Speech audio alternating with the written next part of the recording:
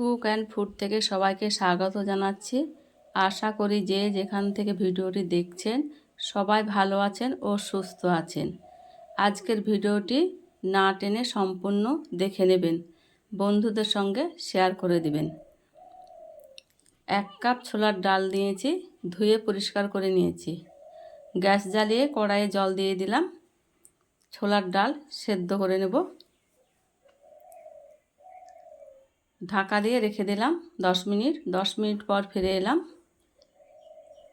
দেখে নিচ্ছি অনেকটাই জল আছে, সেদ্ধও হয়ে গেছে। আবারও 2 মিনিট ঢেকে জলটা শুকিয়ে নেব।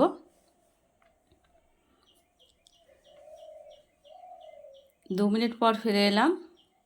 জলটা শুকিয়ে গেছে, নামিয়ে ঠান্ডা করে নেব। ঠান্ডা হয়ে গেছে ব্লেন্ডারে পেস্ট করে নেব। শিলবাটায়ও পেস্ট করা যায়।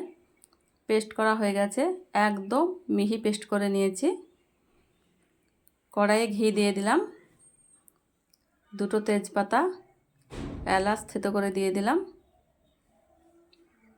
পেস্ট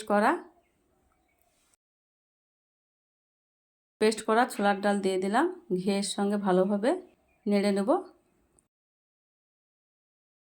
খুব সুন্দরভাবে জাল করে নিতে হবে ঘিয়ের সঙ্গে।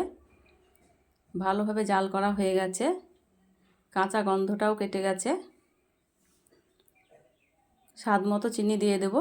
অর্ধেক চিনি দিলাম, অর্ধেক পাটালি গুড় দিয়ে দিলাম। আবারও জাল করে নিচ্ছি। ভালোভাবে জাল করা হয়ে গেছে। উপর দিয়ে চিনাবাদাম গুঁড়ো করে রেখেছিলাম, দিয়ে দিলাম। আবারও কিছুক্ষণ নেড়ে নিচ্ছি। এইভাবে অনবরত নাড়তে হবে, তাছাড়া তলা লেগে যেতে পারে, পুড়ে গেলে ভালো লাগবে না খেতে। আমার হয়ে গেছে, এবার প্লেটে তুলে নিচ্ছি। দেখুন কালারটাও কত সুন্দর এসেছে, খেতে তো অসাধারণ, অসম্ভব মজার হয়েছে। আপনারা একবার এইভাবে করে দেখতে পারেন। ভালো লাগলে লাইক, শেয়ার, কমেন্ট, সাবস্ক্রাইব করে পাশে থাকবেন। অন্যদেরকে দেখার সুযোগ করে দেবেন।